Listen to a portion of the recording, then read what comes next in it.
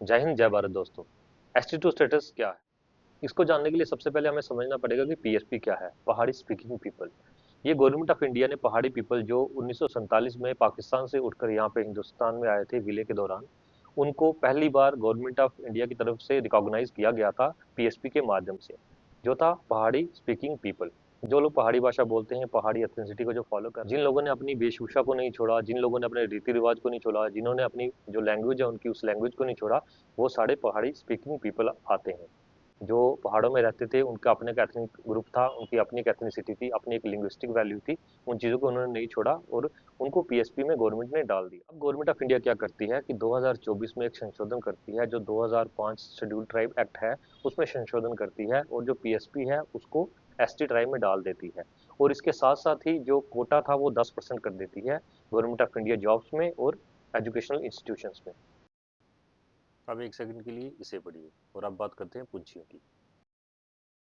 अब ये था कि पीएसपी में जो पुंछी बिलादरी के लोग हैं उनको पीएसपी में नहीं लिया गया। और आपको ये जानकर और भी हैरानगी होगी कि जो पुंछ, राजौरी, नौशहरा और सुंदरबनी में लोग बसे थे उस टाइम आके, उनको एसटी2 स्टेटस में डाल दिया गया। पहली बार ये एक आवाज उठाई गई है हमारे माननीय एमएलए द्वारा लेजिस्लेटिव असेंबली में कि पुंछियों को भी उस एसटी2 स्टेटस में डाला जाए।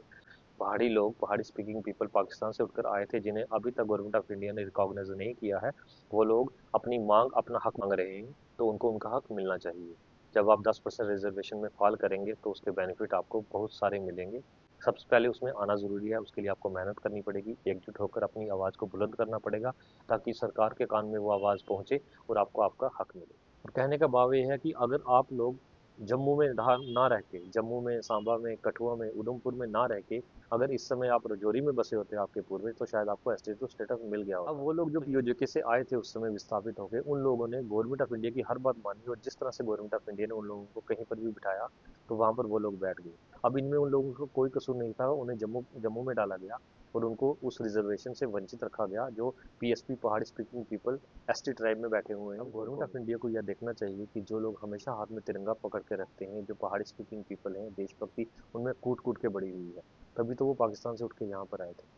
गवर्नमेंट ऑफ इंडिया को इन बातों का ध्यान रखना चाहिए और उन लोगों को उनकी पहचान जो पीछे छूट गई थी और पिछले 50-60 सालों से जो यहाँ बैठे हैं इंडिया में तिरंगा हाथ में पकड़ के, उन्हें उनकी पहचान नहीं मिल रही, उन्हें उनकी पहचान दी जाए ताकि वो और बुलंद और ऊंची आवाज़ से भारत माता की जय का गुणगान कर सकें। जय हिंद जय भारत।